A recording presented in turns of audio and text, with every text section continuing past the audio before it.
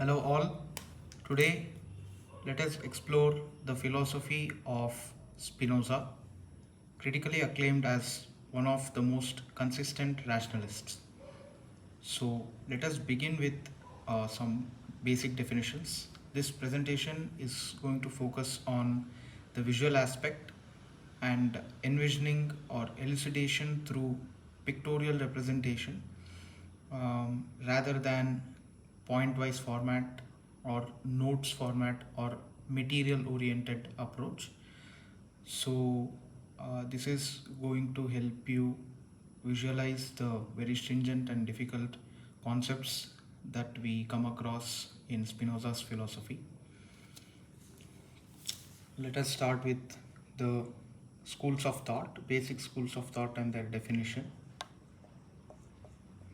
So, we have the two major schools of thought of Western philosophy: rationalism and empiricism.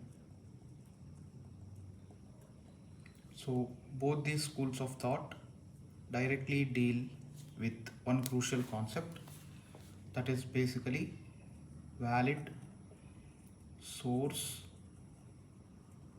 of knowledge. This is the primary focus uh, while dealing with the definition of both these schools of thought. So, let us imagine a person and let us define rationalism and empiricism. Rationalism is that theory of knowledge, or what we can call as epistemology.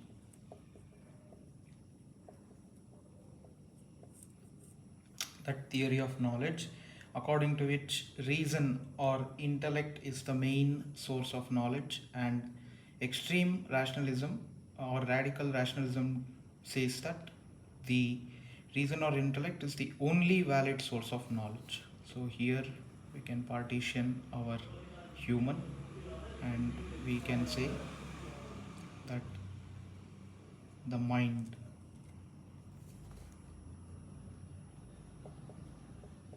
which in turn encapsulates reason or intellect. This is the only valid source of knowledge according to the rationalists. So, their main purpose was to put philosophy on a pedestal equal to that of science. So, they only believed in reason and not uh, objects or sensual experience. So this is our rationalists are trying to lift philosophy on an equal pedestal uh, with science. So here we have him bringing value to philosophy. And on the contrary, we have empiricists who believe that the only source of valid knowledge is through sensual experience like sight, smell, we have touch, we have the taste, and so on. So these are the primary or valid sources of knowledge according to our empiricists. This is the basic visualization or definition of both these schools of thought. Now, let us first check the timeline, or let us try to capture some major rationalists. We have rationalism actually beginning with Descartes. Also, we should note that uh, before Descartes, we had the era of Plato, who was both a rationalist and an empiricist, and we had Aristotle. But Aristotle uh, had major elements of empiricism that led into extensions of his theory, and the birth of actual empiricism and then radical empiricism through three major philosophers. We have Locke, we have Berkeley, and Hume, famously known as British empiricists. And on the other hand, we have Plato, father of rationalism. Uh, we all know that Plato, who gave the analogy of cave, was very much concerned with rational insight as a tool to gain knowledge. And his philosophy was to know and to become. So, what you know is what you become, and to become, you need rational insight. So, we have his school of thought developing into rationalism, starting from we have Descartes, we have Spinoza, whom we will be dealing with today, and we have the culmination of rationalism ending with the philosopher Leibniz. All three very famous mathematicians. Descartes, who gave us the Cartesian method, the beginning of geometry, and also method of doubt. That was his epistemology or theory of knowledge. Then we have Spinoza, whom we'll be dealing in detail with today. So let us save the surprise for later. Then we have culmination of rationalism by Leibniz, who was also a very rigorous mathematician. We have the famous calculus transforms that he has given. So all three were rationalists with main focus on mathematics, logic, reason, etc. With that introduction, let us begin to explore the philosophy of whom we call one of the most consistent rationalists, Spinoza. So this will be just part 1. Based on the response to part 1, I will try to upload part 2 as well. So once we hear the name Spinoza, automatically there are a few keywords that we have to remember, and we will explore each of these keywords as we go on. First one is monoism.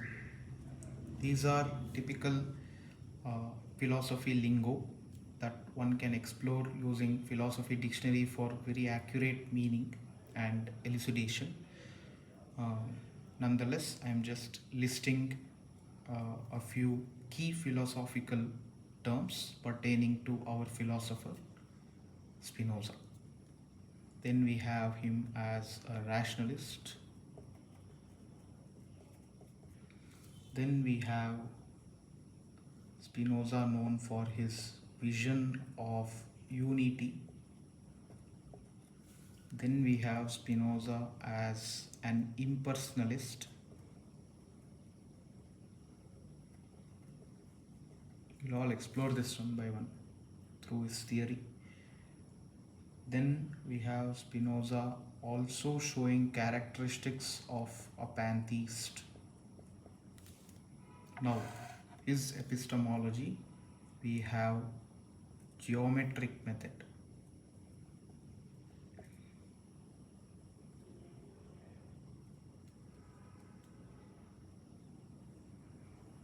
Okay, so with these key terms, there are also a few doctrines. Let us save the explanation of those doctrines for later, where I will introduce them along with the explanation, because it might be too much for now and it will be a deviation. Okay. Now let us first get into the characteristics of the person Spinoza and what he was like and how he approached philosophy. So we are going to personal aspects of our philosopher Spinoza, after which we will go into his philosophical aspects. So He was a person who had immense faith in reason.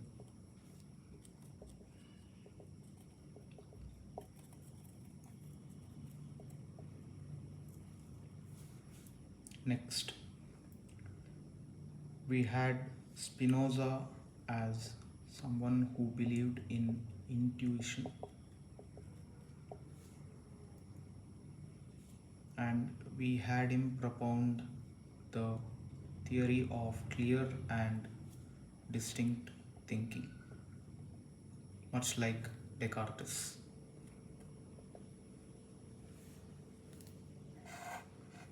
Okay, now let us get a bit more visual with respect to his core ideas, beginning with the geometrical method.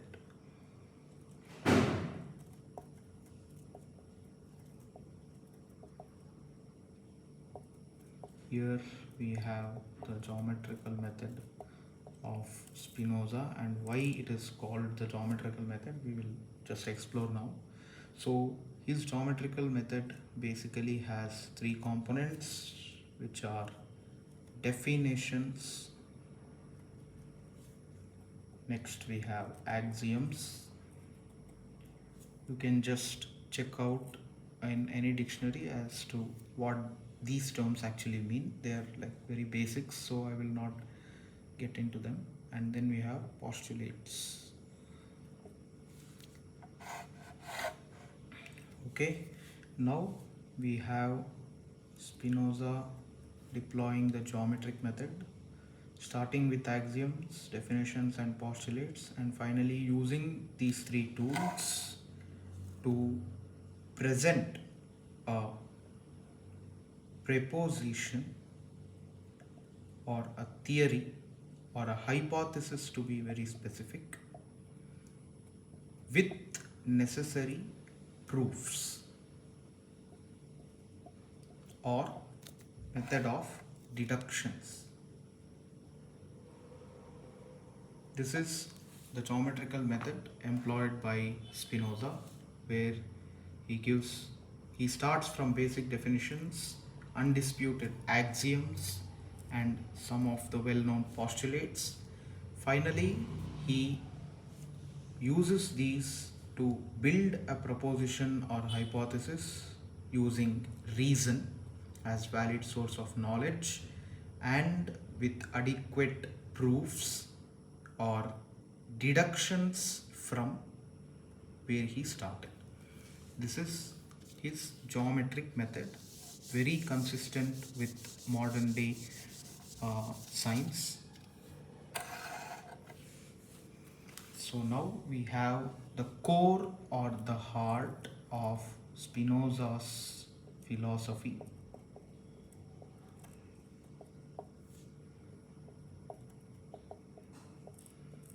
The core of his philosophy is something called as substance. The substance.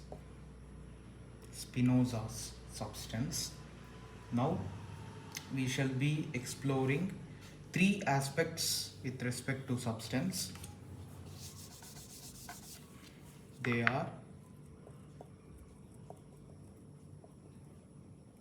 definition of substance in line with Spinoza's original definition. Next, we have conclusions based on his definition.